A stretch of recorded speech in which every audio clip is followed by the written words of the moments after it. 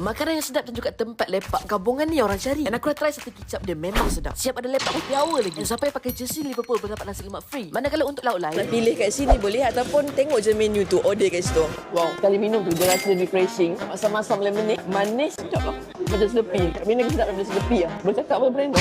Kau nak jumpa lontong pagi selalu dia kan. Tapi sini malam pada lontong. Rasa puas dulu, dia rasa lemak, pedas. Tapi tak heavy sangat. Jujurnya aku bukan big fan of lontong. Tapi dia semua sedap. Jumpa roti yang ada Oreo siap dengan cheese stick. Rasa macam roti canai. Dia ada crunchy dan lembut macam ada chewy sikit. Dia ada rasa manis, susu pekat, masin cheese. Lepas tu plus point dia. Aku kan dia manis lah tapi tak manis sangat. Dia kalau letak smile kat sini dia smiley lah sebab dua mata. So aku suka sebab dia pedas. Ini favorit ke ni? Korang rasa apa dia? Dia kalau makan sekali dengan telur, dia kurang sikit rasa pedas ni. Ni yang biasa, pakai maple shake, sambal kicap. Yang biasa dia bagi kuah kacang asing. Perapan ni terasa manis-manis sikit. Tapi aku lagi suka dia punya kuah kacang ni tau sebab dia pekat. First time aku jumpa sate buttermilk tau. Rasa lemak-lemak buttermilk and then dia masin-masin sikit. Tapi lemak masin tu yang sedap. Macam mana? Kuah pun pekat. Sambal kicap dia pekat. Pedas. Dia cukup lidah juga.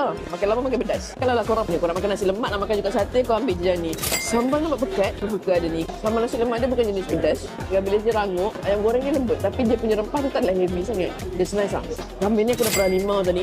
Kambing dia lembut. Ada rasa rempah tu. Rasa kambing sedap juga. Tapi dia macam bila makan nasi lemak kambing, dia campur dia punya sambal. Rasa kambing tu dah terganggu dah. Saya lagi enjoy makan kambing ni untuk rasa the taste of kambing tu. kalau korang nak makan dan lepak sampai 3 pagi, jom datang ke Harimau ni.